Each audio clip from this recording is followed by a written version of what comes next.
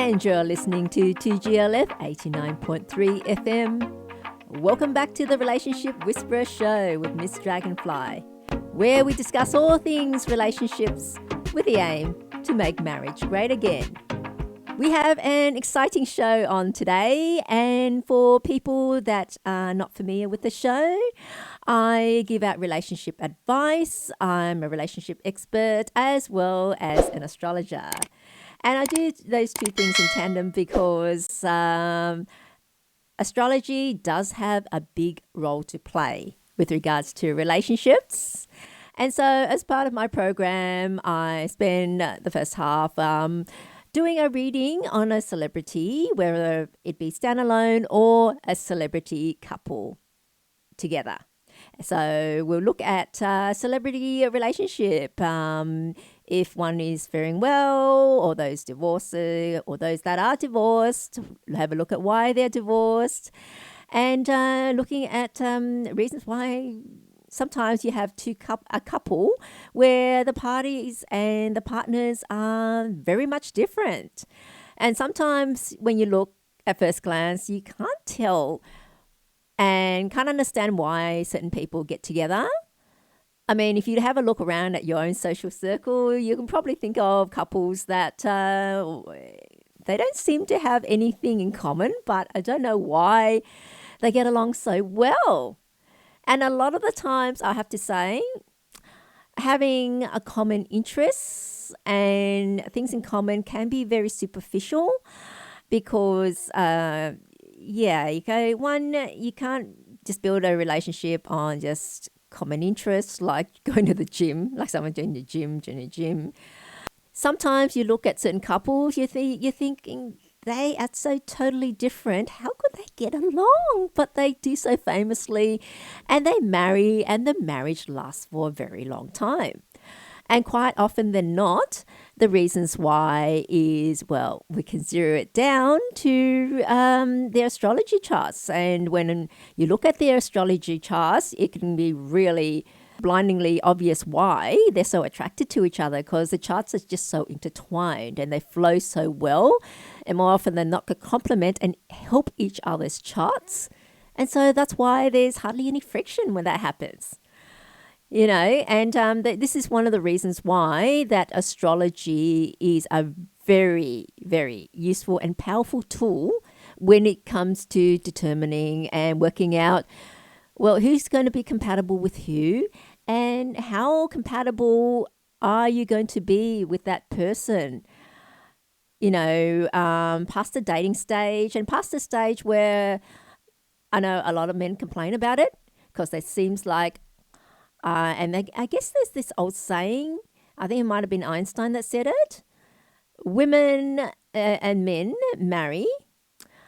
Women marry men hoping that they will change, but they don't. And men marry women hoping that they don't change, but they do. So who's faking who? It's got to be something. And more often than not, you know what? It's not because they later change after they're married. It's more like when they first get together, of course, you present the best face you can. You put your best foot forwards and you know, so you can make the relationship work. You know, the most pleasant thing ever. And it's usually women that are the ones doing it. You see, because, well, generally women are a lot more intuitive. So they kind of like get a sense, well, this isn't going to work unless I'm this sort of person that would match with him.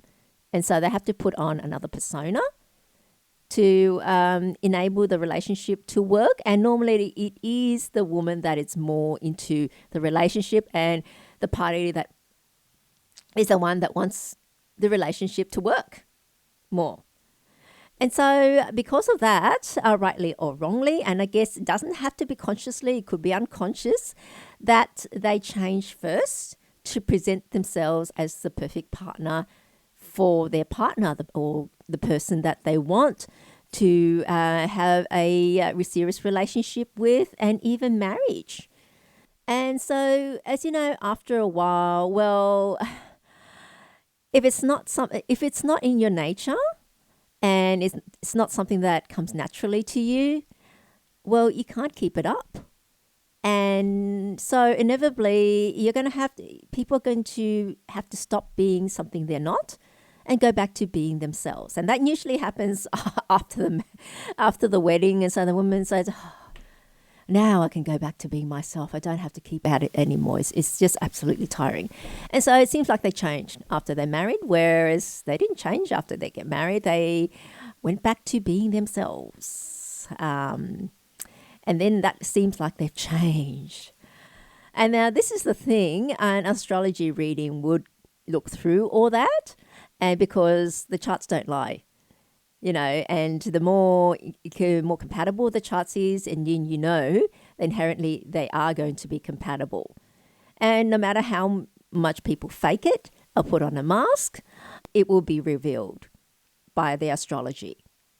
Okay, and so that's why I always recommend, especially before getting married, is to have a relationship compatibility reading done.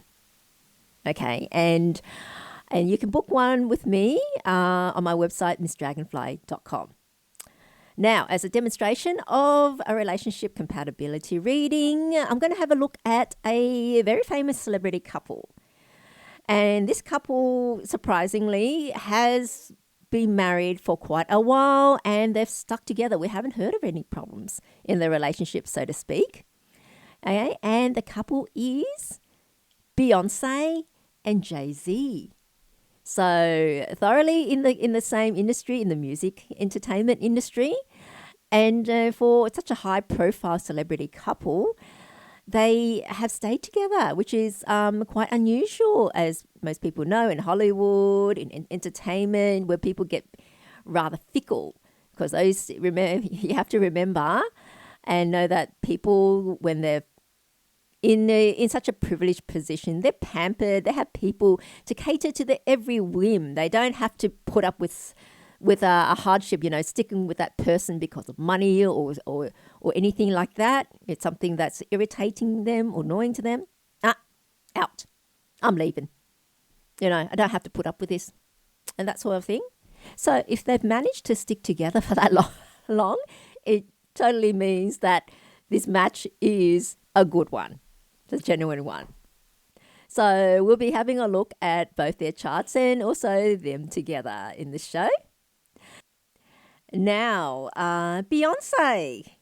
Let's have a look at her chart. Now, Beyonce, as you have to be living under a rock not to know who she is. She is world famous pop singer, who is married to Jay-Z. It's also a very famous rapper, musician. Now, her chart information we have that she was born at 10 a.m. on the 4th of September 1981. Okay, and that means for her chart, her year pillar is Yin Metal Rooster.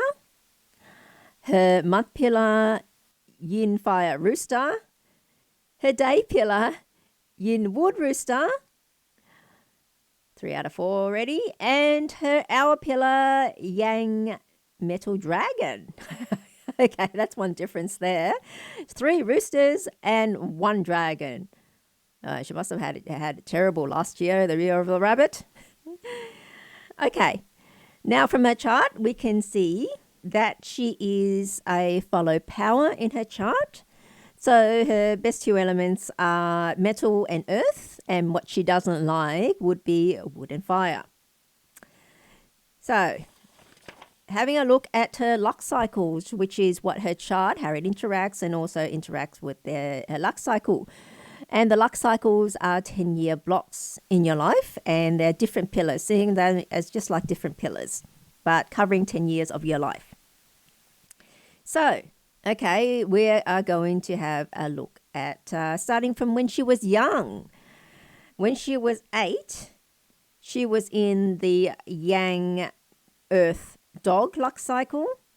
And yeah, because she's born in 81, that'll be in like 1989. And during that time, she was placed in a group at 8 years old called a girl group called Girls Time.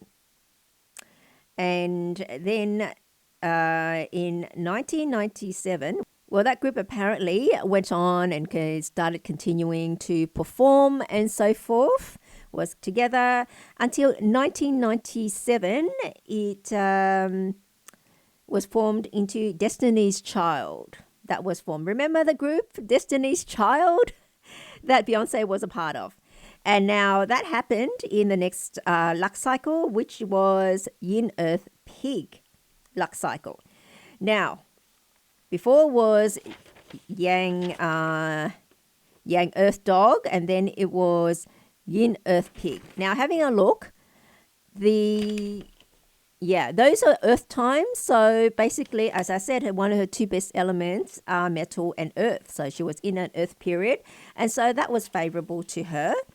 And yeah, she started being in that Destiny's Child when she was in Yin Earth, a luck cycle that time. And so, yeah, and that was one of her favorable elements. And until she went into the pig area. And even though, and that was... Pig is mostly water. It didn't really have anything much to do with the dragon or the rooster. So they were still essentially water, and say water is one of the two best elements. And in 1999, her song Say My Name won Best Song at the Grammy Awards. So her luck just continues coming, doesn't it? And she keep releasing song after song and album after album. Water is a neutral element for her, so okay, as the pig was. Now, the next luck cycle was Yang Metal Rat. Now, her two favorable elements are metal and earth. So again, metal, favorable element from 2002. And so with that, she had a film debut in Austin Powers Goldmember. If you remember that movie, I didn't recognize Beyonce before. I guess I wasn't quite aware of her back then. All I remember was there was a black lady with a big afro in that movie. And now thinking back, oh yeah, that was Beyonce. And I didn't put two and two together back then. It was familiar, but I wasn't that aware about her back then. And one other thing with her being with a rooster. Now, the rooster does combine with her dragon, and that forms water. Okay. And so it formed water, so a combination, and I guess then she became dominant. She changed in that cycle. So that's still fine for her. And so that was fine. She became dominant. And again, starting in that same luck period, October 2002, her first solo recording. So got out of Destiny's Child and became a solo artist effectively. And she's had, a lot of people that break away from bands and groups, they try their hand at going solo, I guess, because the problem with being in a band or a group is that you've got all these people that have to, in the band, there's got to have a consensus or have to agree on what we're going to do next, this tour, that tour. And the more people in the group, the more problems you have. Okay, because of differing opinions, personalities. Not only that, one might have an issue with family. They've got to tend to something, and then that really mucks up the group. And so I guess a lot of artists that have been in groups and bands also then either just do a bit on the side as a solo artist or leave the band and try to hit it solo. And from memory, I haven't remembered too many of them being successful on their own. I guess there's always exceptions, as because, John Lennon, after the Beatles split up, he still had a very brilliant solo career.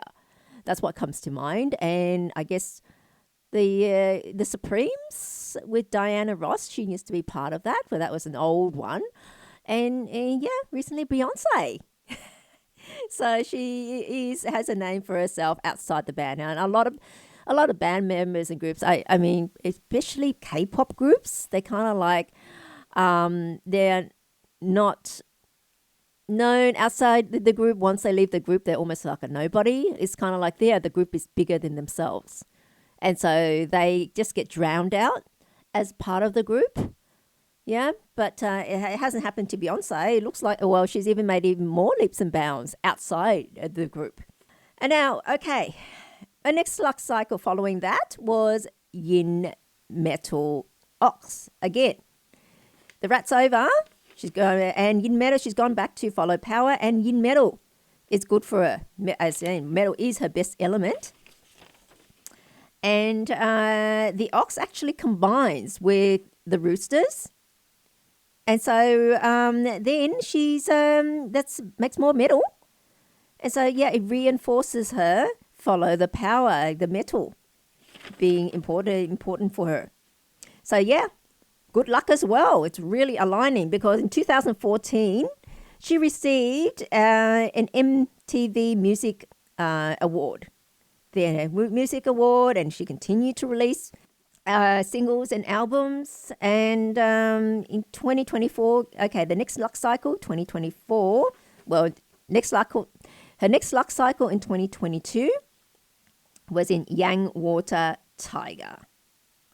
Okay, so water, like I was saying, it's a more or less a neutral element for her. And the tiger, well, it doesn't really combine with anything as such, but you know, the water being it starts in 2022, so it will end in 2026. So she's still in the Yang Water luck cycle, and it's neutral. And she's launched a hair care brand called Seared or something like that. But have you noticed that she has been a little relatively quiet? I wouldn't say absolutely quiet because this is Beyonce. But in terms of relative to everything else that she's done, it's been quite a quiet period relatively for her. Now looking at other parts of her chart, her rooster is in her house of spouse, and the dragon is in her year pillar, which is also known as the child palace or house of children. And the rooster and the dragon combine, so spouse palace and child palace combine. So it means husband and children would be good. I mean, they get along very well. And yeah, like I mentioned before, 2023, last year's year of the rabbit would have clashed all three of her pillars. So because she's got three roosters in her year, month, and day, clashing with a rabbit, all parts of it would have been affected. So last year wouldn't have been very good for her. I would think she may have had some relationship issues behind the scenes, at which we don't know about. And she was relatively quiet last year as well, 2023. Okay, another thing with her Yang Water that she is currently in, it is generally okay, like I say, except when wood is there, like in 2023, because wood, as you know, is one of her least favorable elements. And she's actually going to go into the tiger period, which is mostly wood. And that would happen in 2027. So not so good when that happens. Because, as you know, and also tiger and is fire and wood. Besides being mostly wood, there is also some fire with tiger. And that would happen until, like I say, 2027. It would be bad. Like I said, it'd be quite bad for her. Okay, from 2027, it'll be bad until 2032, when she's out of this luck cycle. And then it's the same sort of thing for the next luck cycle, which is 2032. Okay, that would be, the next luck cycle would be Yin Water Rabbit. Now, You know what is okay for her, but when the rabbit comes around, so it starts in 2032. So the rabbit luck cycle will come around in 2037. Okay, from 2037 till 2041, she will be in the rabbit luck cycle. And what did I say about rabbit? Rabbit last year clashed with all three of her roosters. Okay, but that was only 1 year. Imagine it going on for 5 years, as what she would happen when she goes through the rabbit luck cycle from 2037 to 42. Actually, to 42, yeah, rabbit. So that part, I think, where that happens, her career is basically over at that time. Just like I guess you can say Madonna's career is over. Look, there's conjecture. You can say ardent fans of her would say, no, she's doing very well. She's still releasing albums. She's still doing concerts, so to speak, though.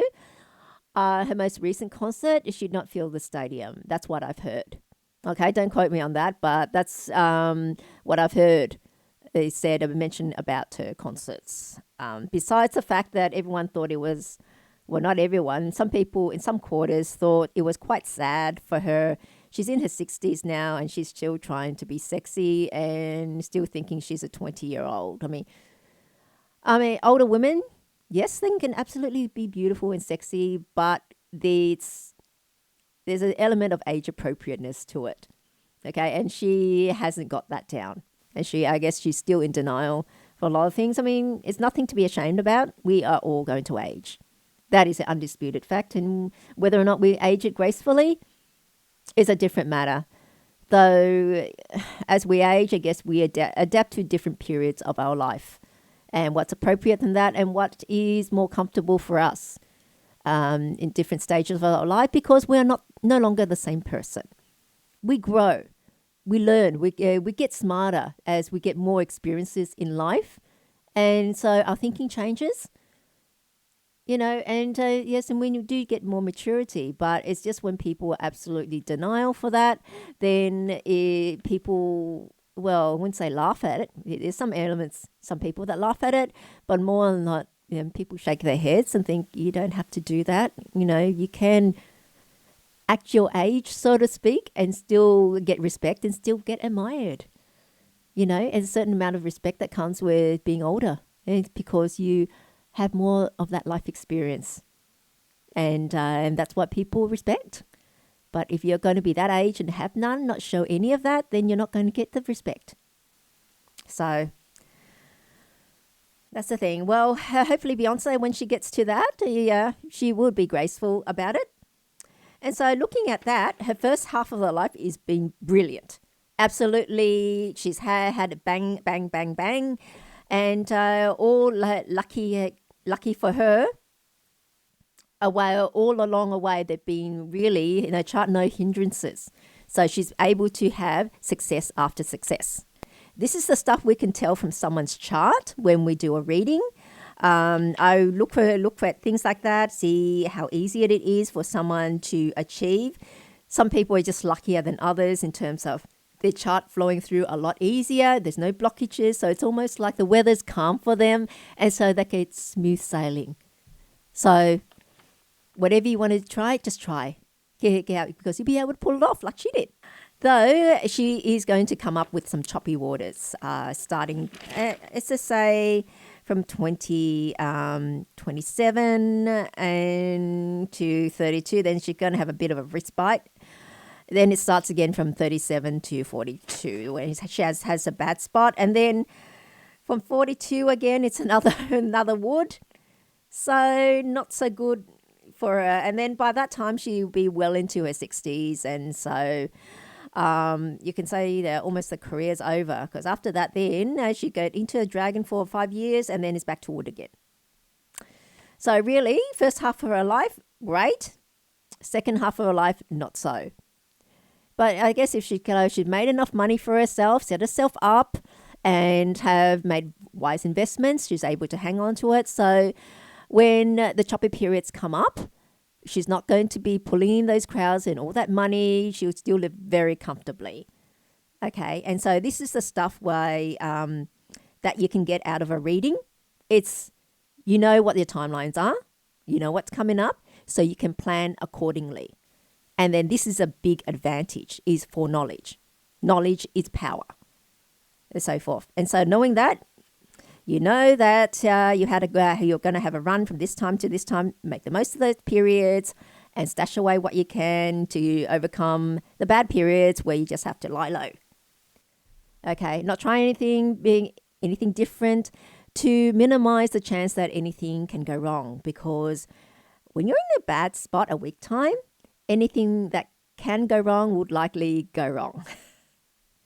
That's the issue. So good first half of our life, second half, not so good. Now Jay-Z. His legal name is Sean Corey Carter. Okay, better known as Jay-Z. And the date of birth for him, we have, he's born at 12/10 on the 4th of December 1969, which makes his chart, year pillar, Yin Earth Rooster. Okay, the same year as Beyonce, so 12 years difference. Month pillar is Yin Wood Pig. Day pillar is Yin Water Ox. And our pillar is Yang Earth Horse. So from that, we can see here is a resource chart, because ox and rooster make metal, and that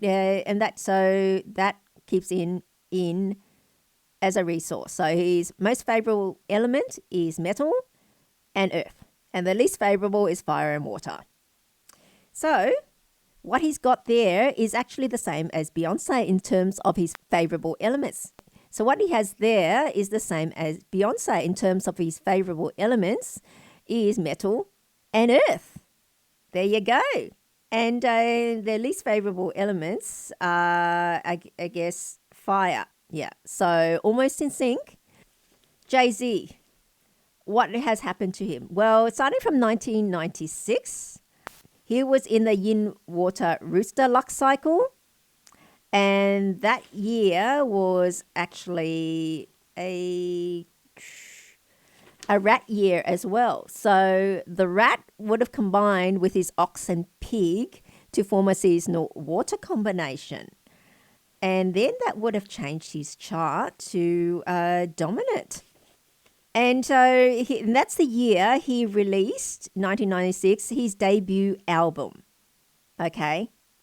Now, 1998, still in that same luck cycle, but that was an ox year, and released the biggest hit of his career, Hard Knock Life.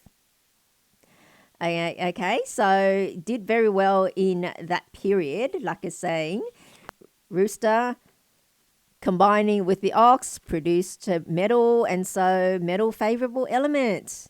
Again, no problem. And so 1999, he went into a new luck cycle. It was Yang Water Monkey.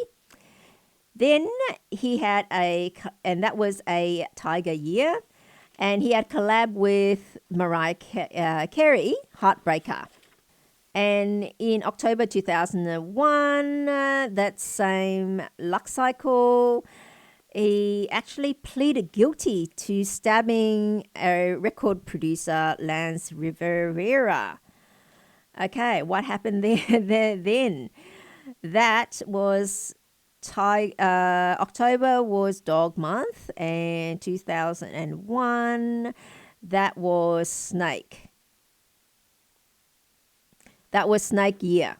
So snake hits the pig, clashes with his pig on his day pillar. And the day pillar then is your career, your money, your career, and so forth. So the clash happened then on that year. So I guess his career was tainted a bit for that. So that was a lower point in his life. But he continued to release more albums. And 2004, it was a monkey year. He had went into his initial retirement. So monkey then combined it with a rooster again for metal. So I guess from the outside, yeah, looks like, yeah, enough had retired. Now, 2006, still in the same year, he made a comeback album called Kingdom Come. That was a dog year in 2006. And in 2008 to 2011, he headed many music festivals. So even ones, I think, that was normally, I guess, traditionally for guitarists, and he was doing rapping and hip hop music. So it was a bit of a controversy and contention back then, as I understand it. Okay, and then that was in the next luck cycle, Yin Metal Goat. Now, Yin Metal, as I said, Yin Metal started in 2009, metal being his favorable element. And the goat combined it with the pig with his career, and that produced wood, which was neutral for him. So there, okay, with all the music festivals. Now, what about next time? 2005 would be next year. He would go into the horse luck cycle. Okay, so things would actually slow down a bit for 5 years with the horse. Slowing down publicly, though secretly, business is still good.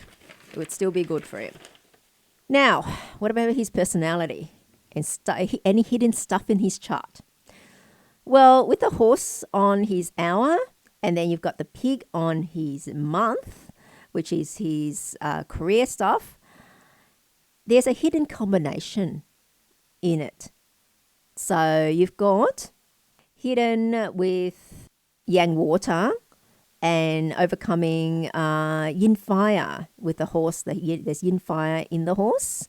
So that's that hidden combination, which means secret business. So there's stuff that he does behind the scenes that we don't know about. It's not public. So I don't know what other secret business he's got, but he's got a secret business. And now the ox. It shows that he has a dark side. So from the outside, he looks, respectable business. But internally, on the inside, there's another side to him. It's like gangster side.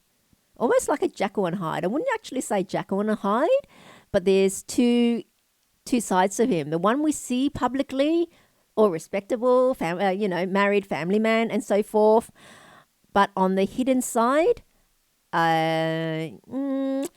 he does things that I wouldn't say not only just raise eyebrows if people knew about it, or downright probably even illegal. So like gangster stuff. So yeah, another person with two sides. Like you're saying, everything, all the celebrities we see and what we know about them is only the stuff that they let us know publicly. Only the stuff they release publicly, and they're fine for the public to know. Well, just think about yourself, how much of the stuff that you allow your friends and the outside world to see, and how much of the stuff that's internal that you don't want others to know about. So if it happens to all of us and we all do it, they would do it as well. Okay, and now he is actually... Now for him, he has the horse and the ox, and they don't really like each other much. So he's got legitimate business, but it also interferes with his secret business and vice versa. And having kids makes it harder for him. I guess you've got the family aspect. You've got to think of your kids as well. So that is an aspect for them.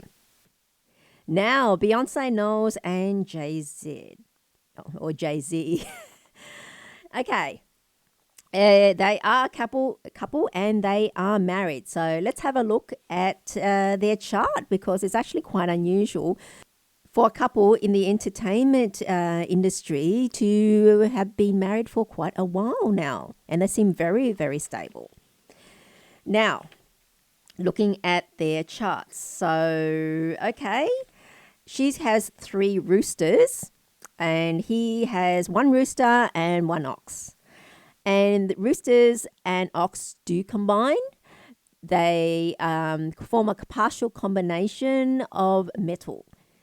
So she's got three roosters. He's got one rooster, one ox. Now, her three roosters will be nabbing onto his one ox. So she really has him there. So he's locked in with her. And you can see, well, apparently they met in 1999, 2000. It was when they met and dated. And she said they met when she was like 19. And now she's in her 40s. So basically, she's been with the one guy for the entirety of her adult life. And that is saying a lot for someone that is in entertainment industry. You know, just because we keep hearing of this fling and that fling, that sort of thing. They're only dated this person for a few months, and that way the other person better for a few years until they split. You hear that all the time with celebrities. But Beyonce with Jay-Z or Jay-Z, her whole entire adult life, which is amazing. And they got married. Okay, when did they meet? 2000. They met 2000 when she was in her pig luck cycle and he was in his monkey luck cycle. Okay, so monkey is also mostly metal. So, and the pig there, he's got the pig there. And when did they marry? They married in 2008 during the rat year. Now, 2008, that was also in the rat luck cycle for Beyonce. So the rat, really, how does that relate to them getting together? Well, her rat then would combine with his ox on his spouse palace and his pig in his month pillar. And all those three combine to produce a seasonal water combination. Okay, so, and then because of that, they've changed. So he's become dominant water during that time, and she changed into resource. So like normally, water is not a good element for him, and it's only average for her. But when together from that, with the dominating water, it changed his chart to be dominant. And so it was fine for him. And so, yeah, you can see why they got together. And so this is actually flowing really well. Their charts, so when they do change, they change together. So you hear of all the time when couples change and they grow apart and so forth and that. And normally that's also reflected in the astrology charts. So that's one of the things when we look at people's compatibility is we look at, in the future, what could happen. Yes, you might be compatible now, but as you get older and you go through other luck cycles, those things can change your chart and change the other person's chart to something else, which is not necessarily good for them. And that's why then people end up starting off good and then not being good for each other later on in life. I think the term you keep hearing about is we grew apart. Now, that sort of thing. And they had children. When did they have children? Got married in 2008 and had their first child in 2012. I think Ivy Blue or something like that. That's what she's child was called. And 2012, that was the dragon year. So it's almost 12 years since they met. Met in 2000. 1999, met in 1999, 2000. Just say they started dating in 2000. So Year of the Dragon, and then had their first child in Year of the Dragon 12 years later as well. Now, and they're twins. They have twins in 2017, and that was a year of the monkey. Okay. And so let's see, 2017, which luck cycle that was in? That was in her yin goat luck cycle, and in his, ox luck cycle too. So dragons combine with Beyonce's roosters, okay, to produce more metal. So I guess that's why she liked the dragon then. And dragon is also her house of children. So it activated that for her then. And yeah. And so combined it with her rooster. And also, yeah, when she started dating him, year 2000, year of the rooster, that combined it with her house of spouse.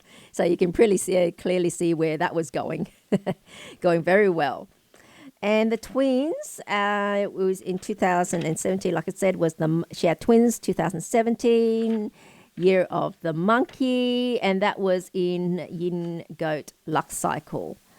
Okay, now the goat also is an earth element, and that's also clashing with a dragon, which is on a house of spouse, which is also earth. Now, regarding activation, it's not just combinations, but also clashes activate a pillar. So it activated her house of child in that pillar as well. And they had twins in 2017, which was year of the monkey. Okay, so all in all, yeah, it looks like this is a genuine couple, and it looks like they will be lifelong, forever partners, because she's been with him since she was basically 19, her adult, and till now, and they've had almost about 16 years of marriage, and they're still together, and she's only had that one man in the whole adult life, and with her chart, with her 3 roosters against his 1 ox in his house of spouse, she's got him. She's got him good, and the thing is, they are good for each other. They confirm each other's chart. Not only that, when they do change, they change together. And that is the stuff that you want. So both their charts are very good, okay? They are very good. He's had a good run in his first half of his life. Same with her. That's why they've been so successful together. I mean, later on, it wouldn't be so good for him, particularly when he starts going into the horse period, which is fire. And then he'll have go through earth again, which is okay until he goes through a snake again.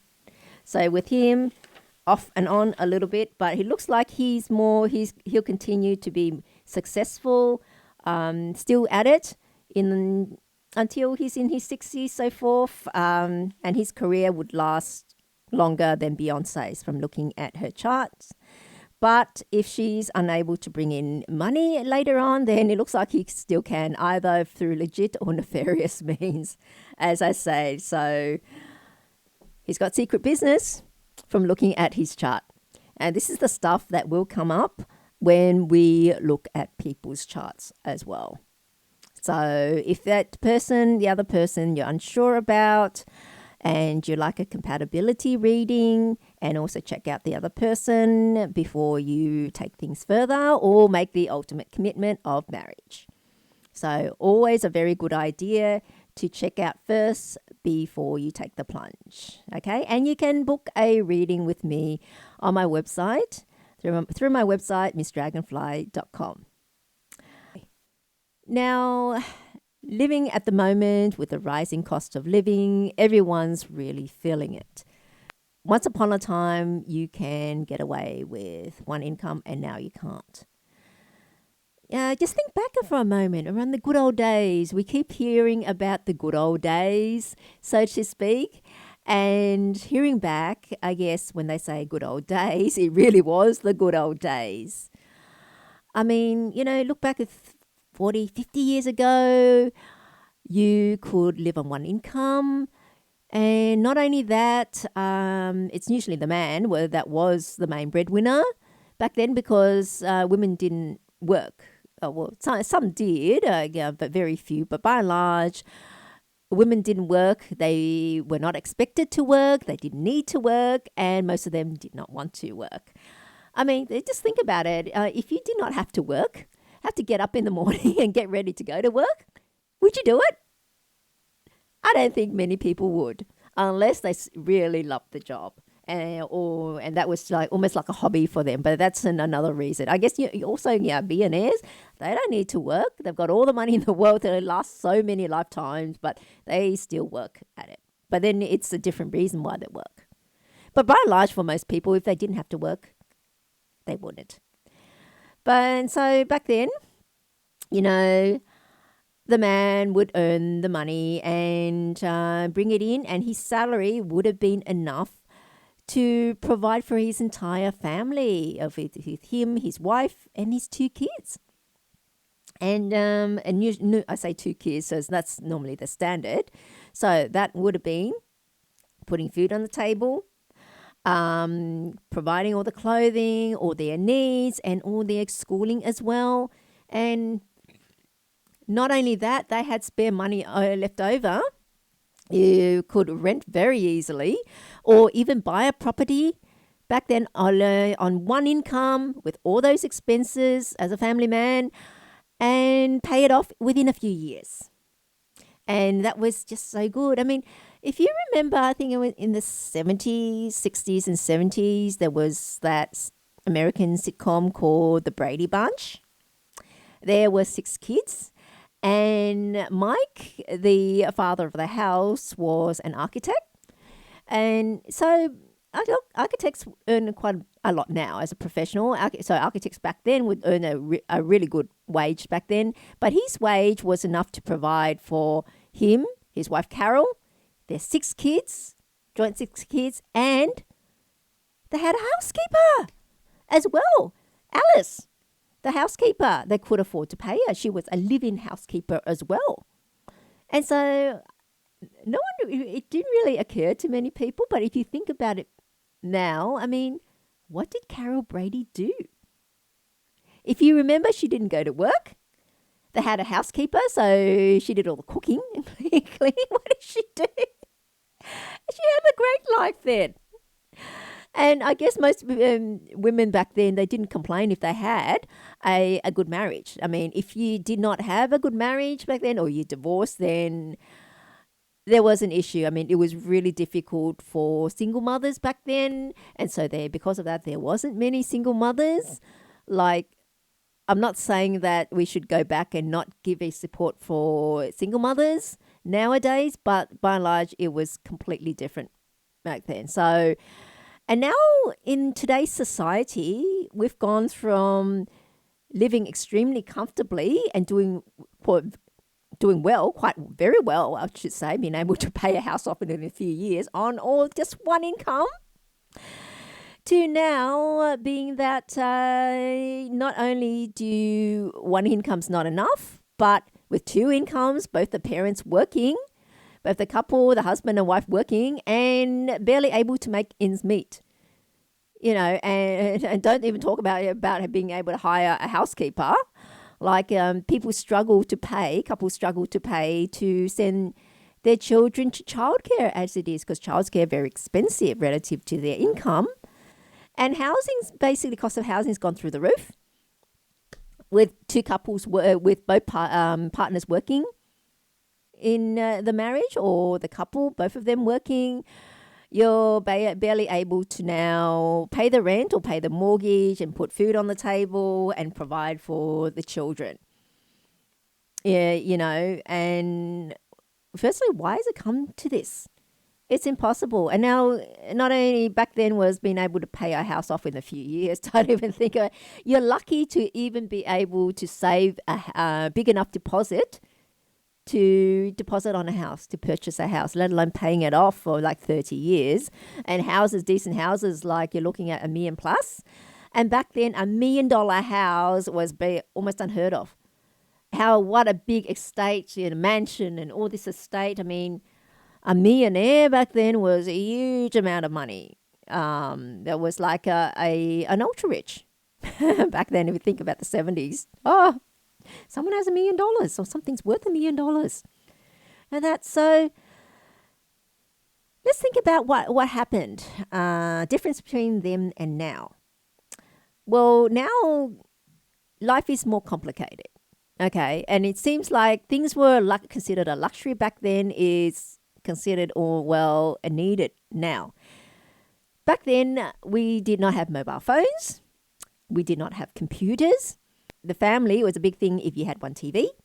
And it's only one TV, which is everyone could afford. And that was standard. Everyone had one TV. No air conditioning in the house unless you were really wealthy. And people just made do. And you think about the cars you drove, there was no power steering and no air conditioning. And temperatures were the same as it is now. So what did we do then? Back then, we coped. We made do. Okay, so we winded down the windows and we went out. And when it was too hot, people didn't. The houses were the same thing. So you had to make do without aircon, ice, water, staying in shade, that sort of thing, in showers, cold showers. And that was the life. And you didn't have many fast food outlets. There was more home cooking because the mother didn't go to work. So she could afford to spend the time to cook. And people, on Sunday they went to church, dressed up and went to church. And the children, mummy would drop them off and pick them up if she even needed to. Or the children walked to school. And that was about it. Now, back then there were no PlayStations, no video games and so forth. And people didn't need all these extra toys. I mean, children, what did they do as entertainment back then? They went outside and they played in the yard. They played in the school ground with their friends and so forth, rode a bike, skipping rope, that sort of thing, or swam in the lake. And they didn't have video games to play or computer games that weren't on their phones all the time. They engage with each other. And now it seems like, people are having plasma TVs. That's a must now. And people have multiple TVs in their house. And you need a computer.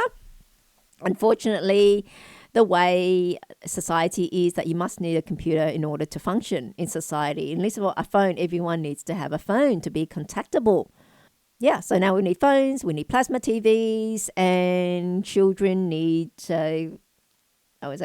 but expect video games and paying for this and that, this camp, that activity, learning to play the piano sort of thing. So there's more things that we want. And back then, everyone kind of had minimal clothing, only the clothes they needed. No one had excessive wardrobes, so to speak, mainly because the clothes were more expensive back then.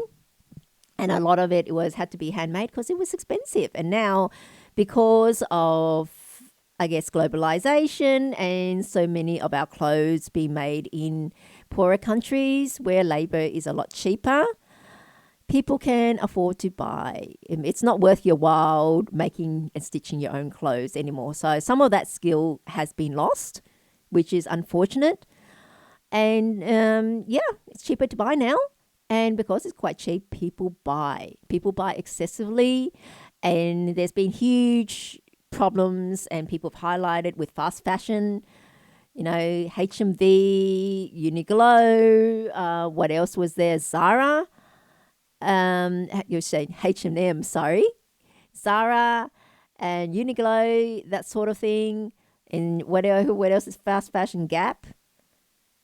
Lots of things that designed, cheap, produced, and cheaper, and with cheaper materials. And so they don't last long.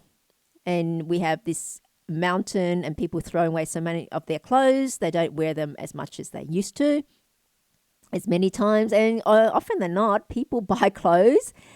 Come on, everyone's got to admit there's been clothes they've bought that they've never worn. And it's such a waste. And where do you think it all ends up? In landfill, in the oceans, and dumped in third world countries. And lots of pollution, I guess, with producing, not just the dumping, but also producing the clothes to begin with, the dyeing process. There's lots of regulations in the more developed countries, but very laxed in the poorer countries where most of our clothes has been made. So you've got, you can see people think it's in someone else's backyard, but we're living on one earth, and what goes around comes around. It's still, oceans get polluted, air, that sort of thing. The microplastic problems everywhere. because of that. And a lot of it does come from clothing, because a lot of our clothes now is polyester, or at least polyester mix. And what's polyester? Polyester is actually a plastic. Anything with poly in it is a plastic, as in polymer. And people don't realize that. They're wearing petroleum products and plastic, covering themselves with that. But anyway, and that's clothing. But also another thing is, I think I brought this point up before. Back then, when to provide everyone there needed a certain amount of food, a certain amount of clothing, and goods. Okay, so a certain amount of needs, which you must have, and only one income to produce it in. And every family basically had one income, just the men working. And so the prices of them had to reflect that. And it was almost like a nostalgia time to a lot of people. You can get work easily too back then. And so the prices also reflect that. And so the prices had to be in a way that one income can afford to provide for everyone, to provide for the whole family. Clothed, housed, fed, that sort of thing. However, just think about it mathematically. Certain amount of income in the economy and a certain amount of goods that had to be sold that income can afford. However, what if then you doubled the income? What if you have both parents in the family that worked? So then you've got a double income. Well, if you've doubled the amount of income in the economy, in the market, or at least more than that, almost double, because generally women don't earn as much as men, then the prices for all the goods would also increase, because the amount of money and the goods.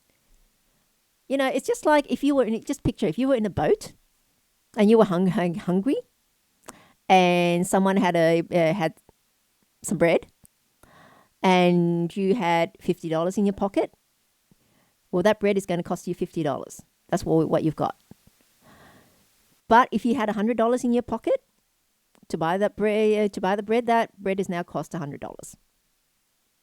And you pay what you have to buy that bread, because you're hungry. Yeah, that your life depends on it. And so that's how it works. And so for back then, I guess feminism was really pushing the idea that, you know, women are not just socially disadvantaged by not working, but also there's a power imbalance within the marriage. And because she's so dependent on her husband for money that she has to ask her husband for the money, let's free her. Let's push for women to be able to work, and so forth. And, you know, from a ethical and philosophical point of view, that's actually a very good thing. People should have the right to do it if they want to, and have that choice. It comes back to choice. Well, now it's gone from a choice where women can work if they want to now it's no longer a choice that now they have to. They have to work in order for the family to survive, to pay all the expenses and the things they need. And with both partners working, they can barely make it now. It's really tough. And so women now that don't want to work still need to. You know, and apart from that being having to work as an economic necessity and a financial necessity, it's also the push from feminists that, you know, you need to work. I mean, instead of just relying on his income, you know, you're a doormat if you don't work. So because of that, there's been some women that have chosen not to work and being a housewife. They've gotten a lot of flack from it, from feminists, and saying they're doormat and they disempowered themselves and so forth. And that is saying, hang on, whatever happened to choice? You know, and they've even had a lot of flack against what this new movement has caused. I guess women are sick of the rat race and having to struggle all the time, that there's a certain amount of women Doesn't matter the education, there's also highly educated women as well. They've decided that instead of pursuing a career or pushing a corporate career, as in the case of those highly educated women, they want to go back to the base instincts and of being a housewife. They want to be the housewife, the traditional wife, which now the term has been coined trad wife, short for traditional wife. And yeah, and these trad wives have released a lot of TikTok videos and social media posts and videos showing them being the traditional housewife. They dress up nicely every day. A lot of them dress up like the 1950s as well, going back to that nostalgia era when the traditional marriage was the norm and women did not have to work. So they dress up nicely, cooking, baking, and cleaning. They're filming themselves and posting videos of them doing all that. And then you have especially the Gen Z generation that's never known that. They look up and they think, what's that? They've never seen it before. Oh my goodness. What is she doing? Baking and cleaning and so forth and nice. And they are enjoying themselves. They're living the life that they want to live. And unfortunately for them, even though they've chosen to do this, they've got a lot of flack from feminists and others and saying they're being a doormat and there's a power imbalance and so forth. And that they have to ask their husband for money if they want to purchase anything. And I came across an article when a woman was explaining how, yes, he's the main breadwinner, and fortunately, in their case, he was a carpenter, so his trade brought in quite a bit of money, and they live relatively simple life, so that they can afford to live on his income, just the one income.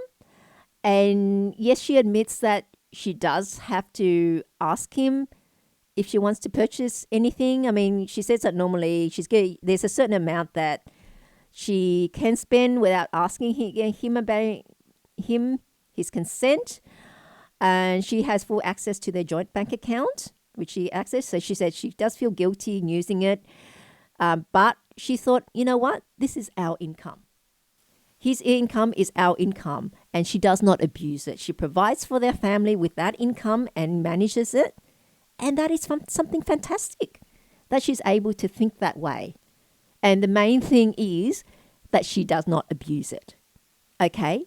Because there's a certain level of trust that you need. And if you can imagine, if you were the man or the person that's bringing the income and your partner, if they've been sensible with it and spent it wisely, then you wouldn't mind, would you? Because they also do all the stuff. They look after the kids and maintain their household. You have dinner on the table when you get home, and it should be that, because if one partner is going to be doing the job of bringing in the income, being the main and the sole breadwinner, then the other party has to be frugal with it and spend the money wisely. Because if you're doing that, if your partner is spending the money wisely and frugally, then you don't mind. But if someone is abusing it, or wasting your money that you worked hard for, and from that it seems like they have this sense of entitlement, then you're going to have a problem with it, wouldn't you? It's just human nature that we do. Someone appreciates it, we don't mind. You'll keep providing. But if someone has an entitlement to it and abuse it and waste, they're not so. So this is very important, because I know there are couples that don't work out because of that issue, because the non-working partner does not appreciate and abuses it. I mean, how long can that last? You know, if you just think from a human nature point of view, you can't accept that. So it's rightly that, of course, that person can't accept that with the person working their butts off. Okay, so if you want to do that, be the homemaker role and not have to work, a full-time housewife, then know that then your role has to be to spend the money wisely. and also be doing all the housework, not just sit at home and watch TV all day, no dinner, and waste the money. Buy this, buy that, which you did not have a hand in bringing in. So the roles only, that type of situation, traditional marriage situation, would only work if the non-working party or non-working partner appreciates it and is careful with the money. Okay? And this leads to another very important point, that men will be more successful with the right partner, with the right wife. Because there's evidence suggests that men would be more successful when they have a supporting and understanding partner. And the right wife can provide a range of benefits that can help a man achieve success. I mean, both personally and professionally, and in whatever time period it happens to be. So irrespective of the time period. You know, some men, especially the successful ones, think that as they're already doing well on their own, they don't need a wife to help them, and might even think that they'll get in the way of their business and their career. I'm sure you heard that before, and for the men out there, I guess you might have thought of that yourself. Because with that in mind, many then just want casual relationships for purely physical purposes. I mean, why else would you want casual relationships? However, what they don't think of is that they can be even more successful with the right wife who can provide support, both emotionally and work-wise. I mean, a supportive wife can firstly provide motivation and encouragement. With her encouragement, it helps you stay focused and motivated in pursuing your career and your goals. And this is especially important for men, you know, who may feel pressured to succeed, and those that struggle with self-doubt. So in that instance, the supportive wife provides that emotional and psychological support. I mean, a supportive wife can provide a safe space for you to confide in and receive emotional support. Look, frankly, you know, if you've got issues with your business or in corporate, you know, I know the games that they played, and it's very hard to know who you can turn to or discuss with. You cannot discuss with any other colleagues in there, your work colleagues, because you cannot trust them. That's as plain as simple. So you should be able to discuss it with your wife, because remember, you and her, by and large, are in the same boat together. So what happens to you would also happen to her, and she has to understand that. And if she does, that would be very good and very important to you, to your career. You know, she can also provide practical support in addition to the emotional support. This can include helping with household chores and childcare responsibilities, so allowing you to focus on your work and career. So don't worry, you just focus on your business or career and bringing in the money, okay, as much as you can, and I'll take care of everything else in the house, at home. Okay, so that means cooking, cleaning, and the kids. Also, the right wife can enable you to become successful quickly, or if you already are successful, enable you to become even more successful. And perhaps an easier way to explain this is to use the caveman analogy again. You see, back in the Stone Age, survival depended on how well a man can hunt, and it was mostly men that did it due to, you know, men being physically stronger, and hunting is a physical thing. It's a physical activity. So the more successful a man was at hunting, the more food he was able to provide and make available, and the more he could support his family. Yeah? However, during the winter season, there is less game around available to hunt, and conditions make it more difficult. I mean, who wants to have to get up and go into the snow and the cold to go searching for game and hunting? And therefore, it was best to have something to preserve enough meat preserves so to get you by this winter season and the leaner times. So there's always something to fall back on. So you can go out and hunting during winter, but it's not critical. And that's what you want. Okay? And also, as you can only do one thing at a time, this means that you, as the hunter, would need to take time off from hunting to do the skinning and preserving. So you're going to have less time to go out and doing the hunt, and so we'll bring in less game and less food in. What you need then is not a second hunter, but you need someone to do the skinning and the preserving. So you can then devote all your time and concentration on hunting and bringing in more game.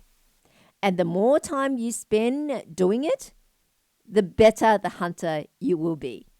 Okay, so you don't have to think about or worry about anything else other than hunting, because someone's looking after all the other stuff, and principally the skinning and preserving. Now, this analogy is the same in modern life. I mean, you go to work, and because you're on your own, you have to try to find time to handle all the finances and everything else as well. There's lots of men in this day and age. Our life is more complicated. There's so much we have to do. Have you lodged your tax return yet? Remember to do that, or pay your phone bill, or mortgage rates have gone up. Have you went and searched for a better deal? Do you have time to do that? You have the time to take off work to go to do that. And it's difficult when you're working full-time 5 days a week and the banks are open during the working week. So it's hard. It's hard to do that. And as you can only spare a small amount of time to do everything, it means that you're not going to be able to look after your finances as well. And in addition, your focus is going to be divided between your work or your job and looking into investments or handling all the other admin. And most of all, investments to grow your money, because that takes time to do. However, if you had a life partner, meaning a wife, her job will then be to handle all the finances and make the money you bring in stretch as far as she can. And if she was more capable, then she'll be able to grow the money by making good investments with the money you brought in. And this analogy is like that of the Stone Age in regards to you brought in game, she cuts a piece out of it, out of the meat you brought in, and she's used that as bait to catch fish, a lot more fish to bring in, and to increase your food supply by that way. So that's the analogy in the Stone Age, how she can grow the money, grow the food back then and grow the money with what you brought in. So clearly you don't need another hunter, but someone to do the skinning and preserving and hopefully be able to grow the food supply with her skills. And so in modern times, how that translates is that you don't need her to bring in another income, but to manage the money and hopefully to be able to grow it if she was more capable. And this is a trait you need to look for and identify, which I will go through in a later show. You only ever need another hunter if game becomes scarce. So you need another hunter in order to cover more terrain because there's fewer game out there. And the analogy for this in modern times is that you need your partner to work and bring in another income, because conditions are that your income alone isn't enough to make ends meet as it is. I mean, look at it now, like I've gone through. Unfortunately, it's the case where both parties have to work, and they're pretty exhausted with children and that. But however, if normally the woman does make less than the man, then she can spend more of her time doing all the admin stuff and looking after the finances. That's all her job, because all those stuff you need someone who has good attention to detail, all the nitty gritty and so forth. And women are generally better at it than men. which was evidence the case. You see a lot more females being secretaries and PAs, personal assistant, than you see men, because women are better at it. So if that's the case, whoever's better at something, let them do it. Let them utilize their natural ability. There's nothing wrong with that. And then the woman, because she's in charge of the finances, there is not that power imbalance, as most people say about traditional marriage, or the woman's just is staying home with the men working, because she's got hold of all the finances. Okay, and however, on the flip side too, is that it's very important that you can trust the person where that's in charge of the finances. So for men, it's very crucial that you find the woman with the right mindset. And that, I guess, it starts from being frugal itself. And if someone's frugal and looks after your money, and especially if they're able to grow it, your money that you brought in, you would not mind at all being the main provider. In fact, if you saw what she was doing, you try to bring in more money. Here, there's more. More, continue doing it. It's great what you're doing. Here's more. You wouldn't mind at all, wouldn't you? Yeah, and you try even harder to bring in even more money, because that, and absolutely no resentment on your part. You'll be so happy she's doing that. And so that's how you can have with the right partner, with the right wife, you become even more successful and less stressed overall. Because especially, look, two hands are always going to be better than one. Okay, being on your own, one place at a time, being able to do only one thing at a time, one set of skills, and one way of looking at things. Though, yes, I did say that at the moment it is more difficult with both partners having to work. But like I said, if one partner doesn't really have to work as hard as the other partner, that being okay, then it would allow her time to do all the other admin stuff as well. And manage the finances, find the best deals, and so forth, so you don't get you ripped off or overcharged or whatever. And then, learn and learn how to be more able to grow your money. And so for that, it's very important to find the right partner. Because to be successful, both parties have to have the same mindset and the right mindset and be capable. So for men, yes, you're better off on your own than with the wrong partner. However, nothing beats life with the right partner. Far better than you can ever be on your own. So if you want to partner with that, remember, you have to choose on that basis, on that criteria. She has to be able to manage money, and her skills have to be able to be even better in order to grow it if you want her to do that. Okay, but the main, I guess, very base skill that she needs to have, or base quality, is that she has to be frugal. And not just with her money, but your money or our money, then it becomes. So those are the things. Like I said, why do so many MGTOW men complain? There's this growing movement of MGTOW men that want to stay away from women and say that, it's been a disaster.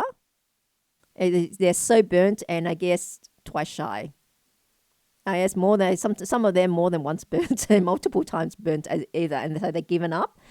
But what they fail, and they label all the women as saying they're all the same or whatever, but what they fail to understand and do, okay, is that they did not first consider what is it that they need their partner to do. Okay, their life partner, what do they need the partner to do? Therefore, you consider what qualities your life partner needs to have, your wife needs to have, and then go find the woman that would have the qualities. You need to consider first what you need your wife to do. And generally women as well, what your partner needs to do. Then you look for the partner the woman or the man that can do that, have the qualities and the skills to be able to do the task as that. Because if you just choose your wife or your husband based on just that you like them, like almost everyone does, without really considering, then if it becomes a disaster, can you complain about it? You know, it's just like the analogy in your business, you've got a position, you need to employ someone to do the job, but you didn't really consider the quality of what skills that the person needs to have, and you just employ someone because you like them without considering whether or not what type of skills they've got or if they're able to do the job. Then it becomes a disaster that they don't do that. Then can you complain? Really? It's the same with, well, it's actually even far more important with your life partner, because the wrong employee only affects your business, but the wrong wife or husband affects your entire life. Every aspect of it, not just in your career, your money, and so forth, emotionally, it can be destroyed because of that. And so that's why it needs to be given so much importance. And unfortunately, it has not been given the importance that it needs to. And in aspect, I am showing a very different way of looking at it. Okay, even far more than any of the psychologists, other relationship experts have said, or even the ones on YouTube, or even Jordan Peterson. As I said, you need to choose based on whether or not they have the skills and the mindset to be able to do the job or the tasks that you require your life partner to do. Think about what you need first, what the skills are, and then find the person with those skills that would be able to fill that job. Would they be able to do that job? First and foremost. I guess, look, people would say, what about the love? Yes, you should also choose someone because you like them. And more often than not, if they can do the tasks that you need your life partner to do, you also like them. But hey, if someone is doing it so good, you love them even more. Just say you've got an employee that's doing their job and doing it very well. I mean, the more well they do it, the more you like them, don't you? Because they're adding value to your business and they're being diligent. You know, they're not cheating you, stealing from you, and that sort of taking advantage from you as employer. What a good employee.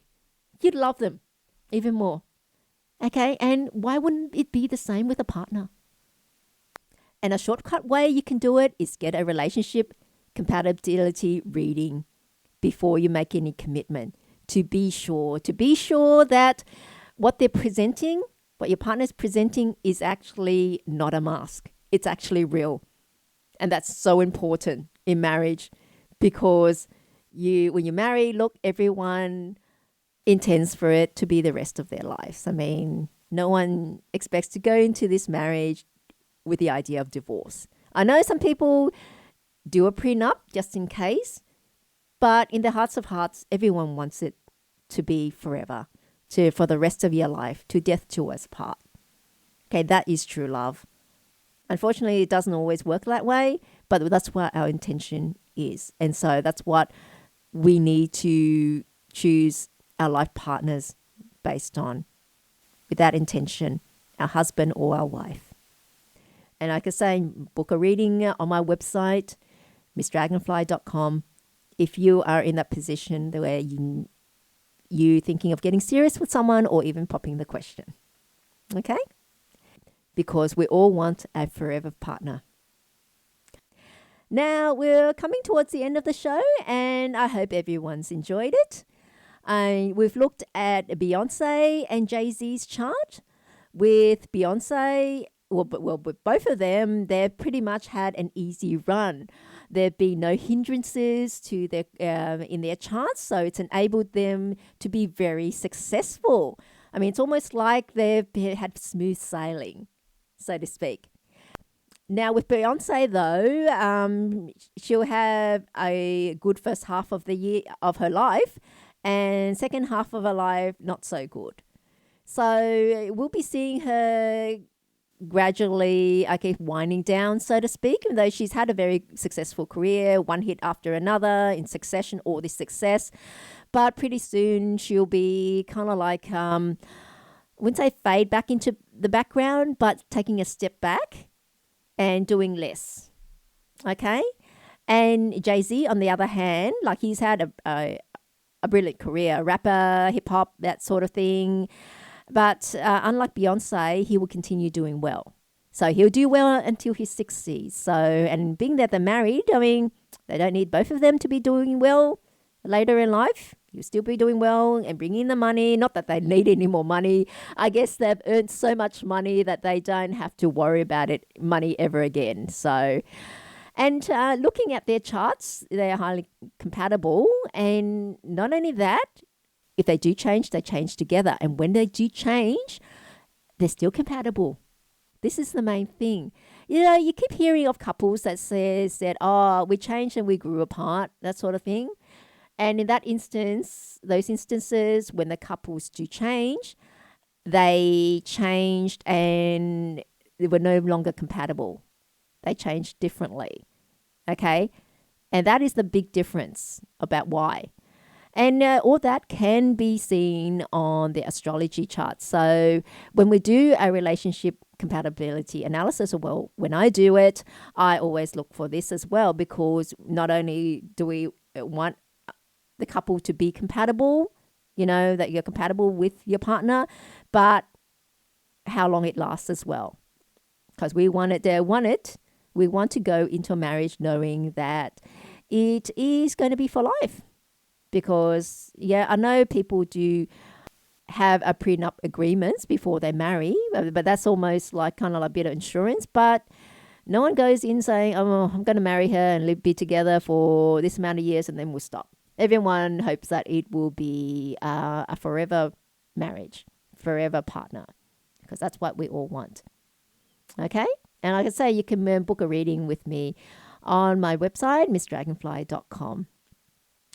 And the other thing that is important, if we want a forever partner, we really have to think about what we need our partner to do in the role of our partner, our life partner, what our life partner needs to do. So for that, first, we have to think about what we need first, so what they need to do, and so what qualities the life partner would have to have in order to do that job.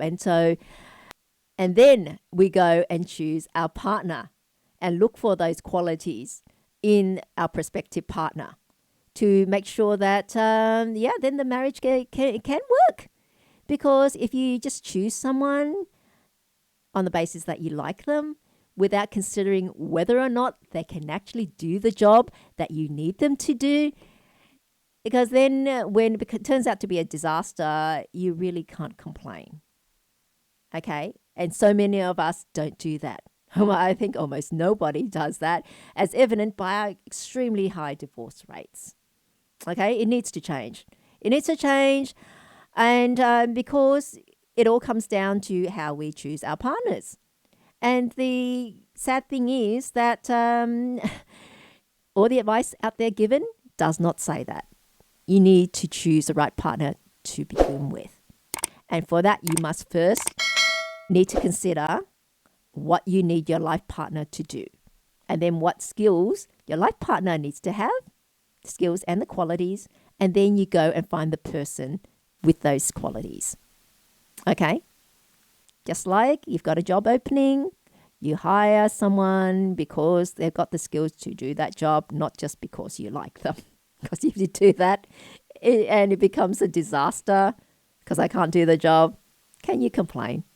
You can't. Okay?